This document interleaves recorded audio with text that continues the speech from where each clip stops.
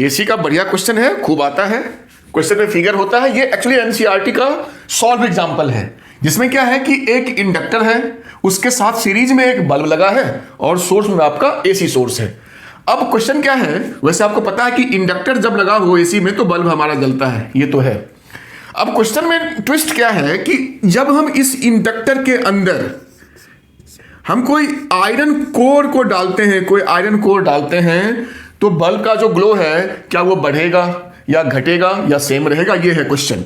तो पहले हम समझें इस क्वेश्चन को करने का बेसिक क्या होता है। तो इसको मैं आपको समझाऊंगा पहले रजिस्टर से कि यही बल्ब है और यहां मेरा एसी लगा हुआ है, एसी ही है, रेजिस्टेंस है, समझो इसको, फिर आपका ये क्लियर होगा। अगर मैं रेजिस्टेंस को बढ़ा दूं यहां पे, तो हमें पता है कि करंट कम होगा, करंट कम होगा तो भाई ग्लो बल्ब का कम हो जाएगा, करंट से तो ग्लो होता है, ठीक है। अगर मैं रेजिस्टेंस को यहां पे कम कर दूं तो इसमें करंट बढ़ जाएगा और करंट बढ़ेगा तो मेरा ग्लो बढ़ेगा, क्योंकि करंट से ही ग्लो होता है।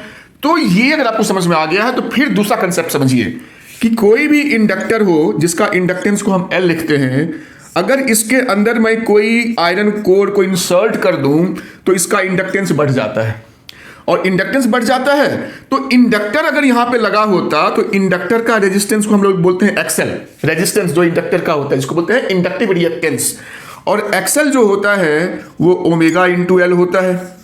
मतलब एल बढ़ेगा तो इंडक्टेंस बढ़ेगा।